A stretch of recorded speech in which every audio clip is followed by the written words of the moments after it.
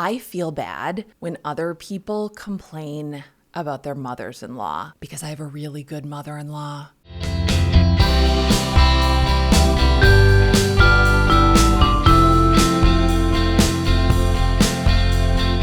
Actually, I have two really good mothers-in-law. Look, some people have nightmare mother-in-laws. I have heard stories, and every time I hear a story like that, I'm like, because I can't contribute.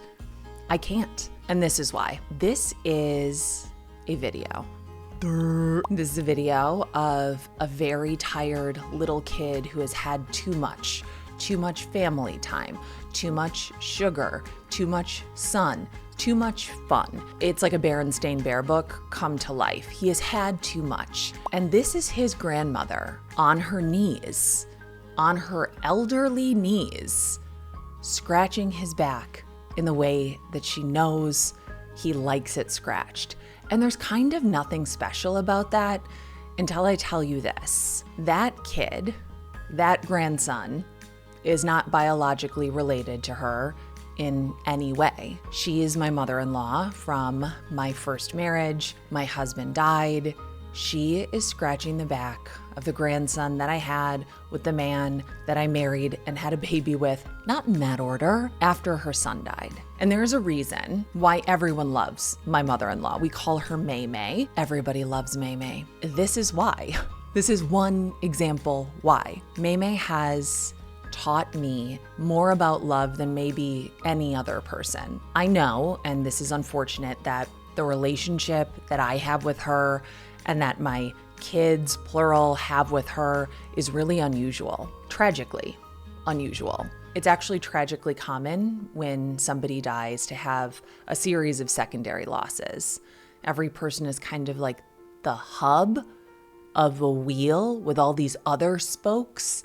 And without that hub, some things just fall apart. And then sometimes, evading all laws of physics, those relationships do remain. It would have been really, really easy for May May and I to lose each other, to let the loss of her son and my husband open up a giant chasm between us. And that was actually one of my biggest fears and one of her biggest fears. I will always remember sitting in her house before she knew that I'd met somebody, and she was crying and I was crying, and she said, "Someday you're gonna meet somebody and I just don't wanna lose you." And I was like, you could never lose me. You can try, you can't lose me. I'm 6'1". I stand out in a crowd, and guess what? I am persistent, and if I love you, I will keep loving you. You don't even have to like it. But she was expressing her love for me and her fear that without Aaron to keep us connected, that we might not be connected. But we are and we were, and I could not have prepared myself for what it feels like to watch her so openly love the children that my current husband brought to the marriage, and this child that I had with my current husband. A lot of people get mad when I call him my current husband. I promise you, it is mostly a joke.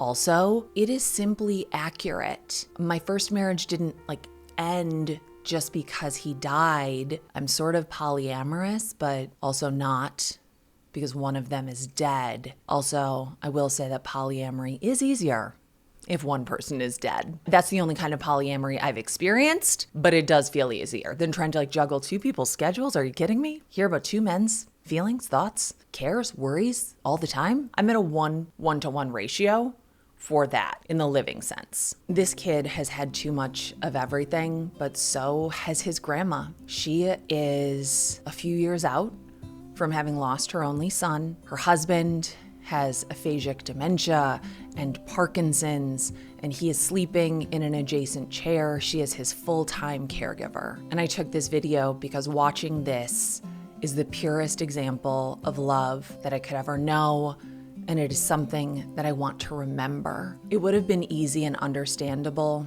for us to lose one another once I started a new relationship, when we got married and blended our family, when this baby arrived. It would have been easy and understandable for her to keep us at arm's length, for her to kind of demote us and say, "Oh, that's my son's wife, that's her husband now. Those are his kids. For her to only consider the child that I had with her son her grandson. But she didn't, and she doesn't. Instead, she met us with the most expansive heart and the purest version of love that I can imagine. Because it is not a love of obligation, it is just a pure, pure love. She does not call any kids her step-grandkids or her, she doesn't do any of that. She considers all of these kids her grandkids. She is on her knees, scratching the back of a little boy who has had too much. Before I experienced real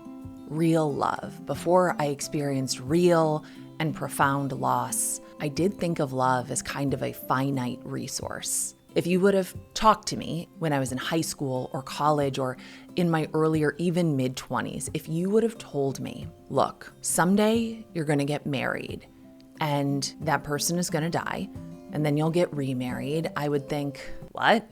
No, I will choose another timeline. Thank you so much for the warning. Let me know how to avoid that. A lot of people think of love as a finite resource. A lot of people think of love as a zero-sum game. You have this much love. If you love one person this much, then you can only really love another person this much.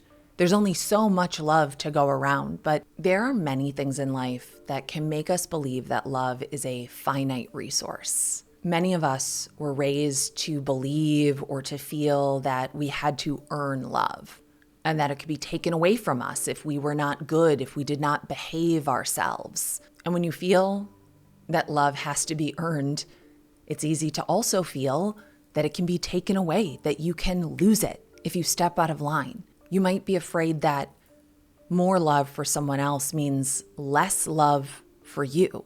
You might be anxiously checking your emotional inbox to make sure that the love you sent is returned in full, possibly also with interest. And that's so tiring.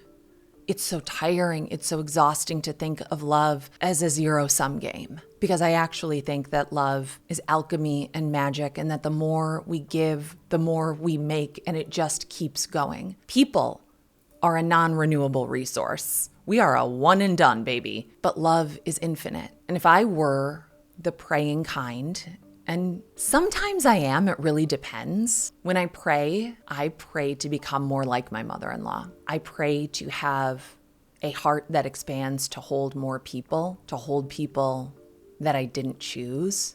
I pray to make my love like an open umbrella, something that expands and covers other people. I pray to be a person who can take her broken heart and hand out those glistening pieces like invitations. Invitations that say, you belong here, you are welcome, and you are mine. It's going to be okay. I don't always know what it is. That's why I don't say everything is going to be okay. Not everything is going to be okay. Look around the world, but something is, and today it's that.